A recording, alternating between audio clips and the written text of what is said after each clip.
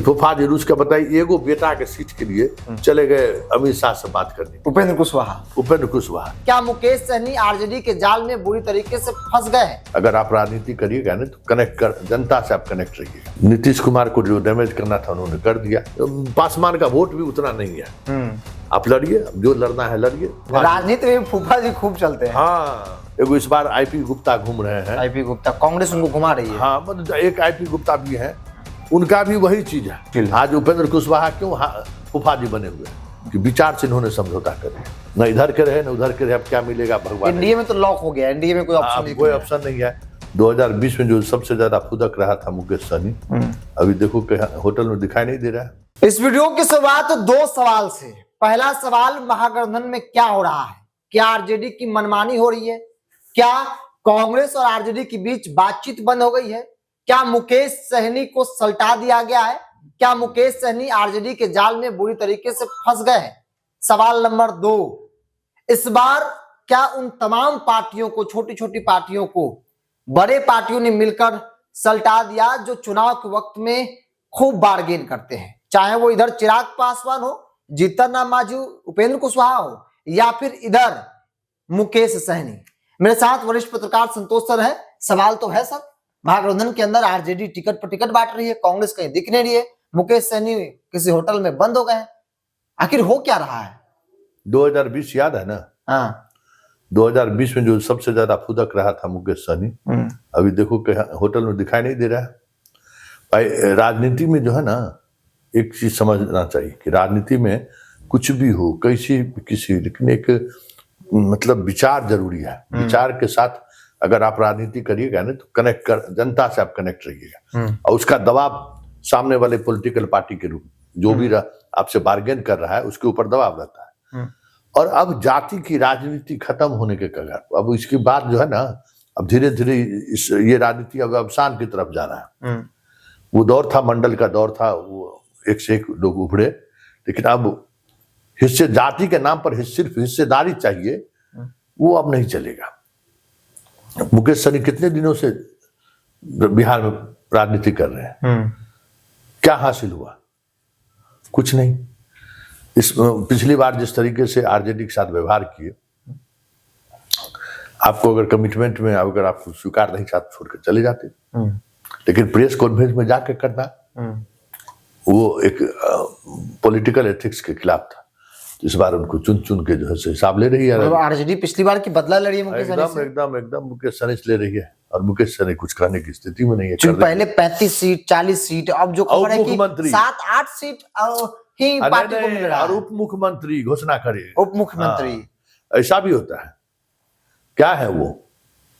अगर वोट की ही बात करें तो कितना परसेंटेज वोट उनका है?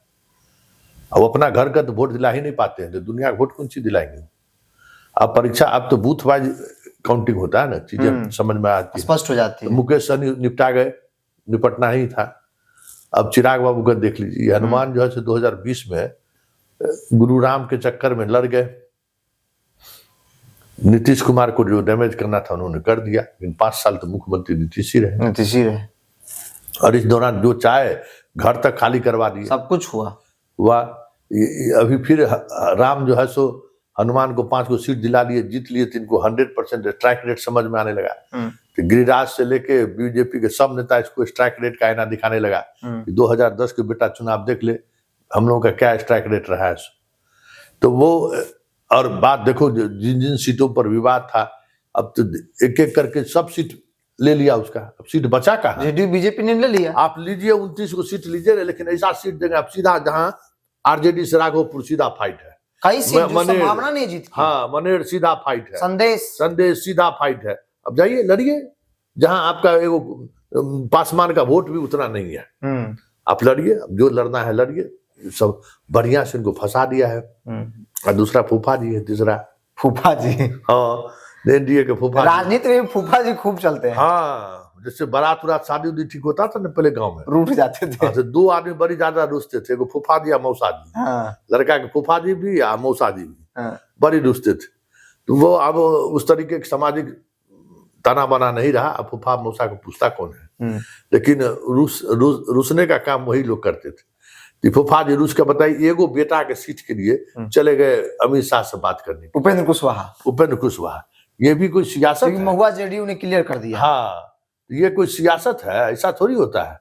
अब दिनारा पर भी जदयू ठोक दिया है दावा, ठोक दिया, क्यों भी लेंगे, जाइए अपना जहां लेना है। तो यहाँ मियाँ बीबी और जितना, लेकिन नैतिक बल नहीं रहेगा ना, आप लड़ाई नहीं लड़ सकते। बीजेपी क्यों कंफर्ट स्थिति में है?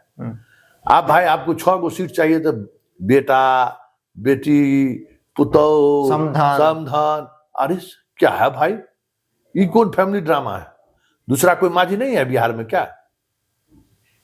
तो इस तरीके की जब सियासत करिएगा तो फिर जो मजबूत दल है वो आपको लपेटेगा। क्योंकि देखो क्षत्रिय दल और उससे भी क्षत्रिय दल से भी नीचे दल का क्यों उदय हुआ कि जो जहां तक क्षत्रिय, अब राष्ट्रीय दल का एक लेवल तक ही पकड़ रहता है, क्षत्रिय दल हुआ तो उससे एक कदम नीचे गया और उसके बाद उससे नीचे आया क्षत्रिय दल, मतलब और जनता के करीब वाले दल वॉइस जो है सो आना शुरू हुआ। लेकिन उस वॉइस का मतलब परिवार नहीं है ना। जितने लोग वॉइस वाले लोग हैं, एगो इस बार आईपी गुप्ता घूम रहे हैं, आईपी गुप्ता कांग्रेस उनको घुमा रही है। हाँ, मतलब एक आईपी गुप्ता भी है, उनका भी वही चीज है। जो चीजें जो है सो आप देख रहे हैं, जिस तरीके से जो चीजें चल रही हैं वही चीज आप देख रहे हैं। ये देखिए आप, ठीक है, आप वो एक माहौल बना लिए, गांधी मैदान में आप लाखों लोगों को जुटा लिए, वो एक जात के सेंटिमेंट के आधार पर आपने जुटा लिया वो, लेकिन उसको अपने साथ जोड़े रखने के लिए, अपने विचारों को साथ जोड़े रखने के लिए जो कमिटमेंट लेवल चाहिए क्षेत्रीय, सब क्षेत्रीय दल को हो, हाँ, वो उस लेवल पर नहीं है। और इस वजह से देखिए आईपी गुप्ता का भी क्या है बैकग्राउंड, पैसा कमा के आए हैं।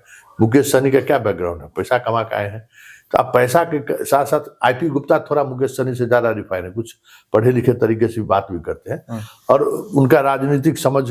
लेकिन आप ये कहिएगा कि जो हमको रिजर्वेशन देगा हम उसके साथ चले जाएंगे, तो ये विचार का कमिटमेंट नहीं है। तो फिर हो गया, मतलब है विचार का कमिटमेंट नहीं है तो फिर फंस जाइएगा, जैसे फंसे हुए हैं, न इधर के रहे न उधर के रहे, अब क्या मिलेगा भगवान। एनडीए में तो लॉक हो गया, एनडीए में कोई ऑप्शन नहीं है। अब बच गया महागठबंधन में। तो आप देखिए आपके कॉज के साथ साथ अगर विचार रहेगा, कल देखो जैसी चिराग पासवान को हिलने लगा तो चल गया हरियाणा दलित आईपीएस से मिलने के लिए। ये देखिए रामविलास पासवान भी क्षेत्रीय दल होते हुए उनका जो अपना यूएसबी था, अपना जो आइडियोलॉजी था, उससे वो कभी समझौता नहीं किया। लेकिन ये जिस दिन से पैदा हुआ राजनीति में, उसी दिन से इन्होंने आइडियोलॉजी को छोड़ दिया। आज पहली कोई घटना है जिसमें दलित वाले मामले में इस तरीके से वहां जाकर बयान दिया है, दबाव बनाने के लिए। लेकिन सियासत में जो है ना, मतलबी इंसान को लोग पहचान लेते हैं कि मतलब क्या है। तीनों जो चारों अभी क्षेत्रीय दल आपको दिख रहा है, वो समझिए कि अब मतलब जनता के उम्मीद पर खड़े नहीं उतरे, इसलिए वो लोग हाशिए पर हैं। जनता अगर साथ रहती तो किसी क्षेत्रीय दल के या राष्ट्रीय दल की हैसियत नहीं था कि उसको हटा देते। लेकिन वो देख रहा है कि भाई, और देखे ना अंतिम समय में सहनी के सब्स्टिट्यूट में 2 सहनी को ले आया, 1 सहनी को वोट भी, टिकट भी दे दिया। तो जब आप जात की राजनीति कीजिएगा ना, तो तुमको नहीं लेके हमको लेके चलाएगा। बिरजू नहीं तो चलो बिरजू सिंह, नहीं तो संतोष सिंह। मैसेज देगा भी तो सिंह है। हाँ, सिंह है ना, है सिंह का वोट चाहिए हमको, वोट चाहिए। चल तू बहुत राजनीति करता है ना, तुम भी तो वही राजनीति करता है कास्ट। हाँ, लेकिन अगर विचार रहेगा तो फिर बहुत मुश्किल है। आज उपेंद्र कुशवाहा क्यों फूफा जी बने हुए हैं कि विचार से इन्होंने समझौता कर दिया। जब तक एक विचार कमिटमेंट के सहारे ये लड़ रहे थे, लोग इनके साथ था।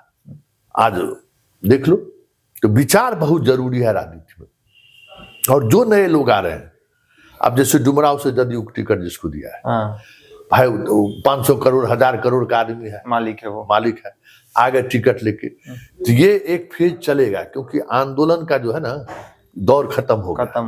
अब इसका दौर शुरू हो रहा है। अब पैसे वाले का दौर शुरू होगा, हावी होगा राजनीति में हावी होगा। ये अब जितने दिनों तक चले, कॉर्पोरेट हावी होने का मतलब है कि अब आप जाएगा वोट मांगने के लिए तो आप उसको जूता नहीं दिखा, लोकतंत्र का पावर नहीं दिखा सकते। दिल्ली से आएगा, इस बार जो डुमराव में जिसको टिकट मिला है उससे ज्यादा पैसा देके कोई दूसरे बार खरीद लेगा। आप बिके रहिए, आप चेहरा टुकुर टुकुर देखते रहिए। तो ये क्षेत्रीय दल से इन सब तरीके की राजनीति को रोक रखा था बिहार में। लेकिन जब क्षेत्रीय दल ही उस राजनीति में उतर आया है, पैसा लेकर टिकट दे रहे हैं, तो फिर कहां से कुछ होने वाला? एक सवाल ये भी है, सवाल है कि आखिर ये लोग करेंगे क्या? आज की तारीख में मुकेश सहनी को 35 सीट 40 सीट का जो भी आश्वासन दिया गया, 22-23 सीट का आश्वासन दिया गया, लेकिन जैसे जैसे समय करीब आ रहा है, 2 दिन नॉमिनेशन का बचा है, आज तो खत्म हो गया, 17 तारीख अंतिम तारीख है। मुकेश सहनी को जो खबर है कि 18 सीट आरजेडी दे रही है, उसमें से भी 7-8 कैंडिडेट ही मुकेश सहनी का होगा, बाकी कैंडिडेट आरजेडी का होगा। उसमें से भी भाई को जहां से लाना चाहते थे महुआ, हसनपुर, आपकी जगह हसनपुर से आरजेडी ने कैंडिडेट दे दिया। अब गौरा बराम पत्नी को लाना चाहते हैं, वहां भी सुन रहे हैं कि आरजेडी कैंडिडेट दे रही है। तो ये पूरी तरीके से सलट रहे हैं। सवाल इनके पास ऑप्शन क्या है? अब तो दूसरा दरवाजा लॉक हो चुका है। देखो है क्या ना कि तुम टिकट लेके क्या करते थे? बेचते थे। ठीक है, तुमको बेचने के लिए जो टिकट देगा तो हम ही काहे न बेचेंगे? जब तुम बेच अपने जात को तो देते नहीं थे, तो तुम बेचते थे तो हम ही बेच लेते। ये जो बेचने का जो होड़ चला ना, चिराग का क्या हुआ देखे ना, रातों रात इतना डब्बा गायब है ना। नीतीश कुमार सिर्फ उम्मीदवार ही नहीं लिया, कंस्टिट्यूएंसी भी ले लिया, सब गायगा, सब कुछ ले लिया, और तिजोरियों ले लिया। बिना तिजोरी को उसको टिकट थोड़ी देते। तो तिजोरियों ले लिया, सीटबो ले लिया, कैंडिडेटो ले लिया। अब बताओ, अब लाइए करिए, क्योंकि उसकी माँ से आप जैसे भी डील किए होंगे, ये जग जाहिर है। तो जब आपका कोई कमी, हाँ, अगर आप टिकट माँ को, अगर भाई आपके पार्टी की वर्कर थी इसलिए आप टिकट दे दिए, तो आज वो काम नहीं करती।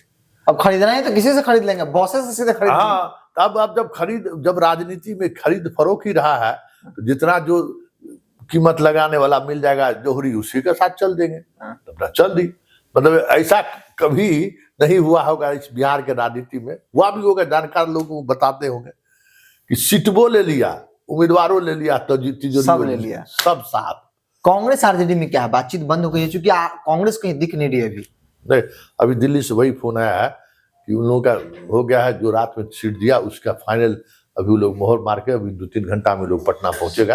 और सीट संयुक्त रूप से सब लोग सीट का घोषणा कर, सिंबल बांटना शुरू कर देगी कांग्रेस। चलिए, राजनीतिक तौर पर सवाल तो है इन छोटी पार्टियों को लेकर, जो चुनाव के वक्त में बार्गेन करना बहुत अच्छे से जानते थे, लेकिन 2025 के चुनाव में इस बार इन लोगों की बार्गेन का जो तरीका था वो बिल्कुल नहीं चला। चूंकि अनुभवी लोग हैं यहाँ पे, चाहे वो भाजपा के हों, जेडीयू के हों या आरजेडी के हों, इनको मालूम है कि ये बार्गेन कैसे करे। उस तरीके से इन लोगों ने जाल बिछाया और उस जाल में इन छोटी छोटी पार्टियों को फंसाकर मजबूर कर दिया है। बहरहाल, आप क्या मानते हैं? आप अपनी राय को कमेंट्स बॉक्स में रखिए। इस पूरी रिपोर्ट में इतना ही। बहुत बहुत धन्यवाद।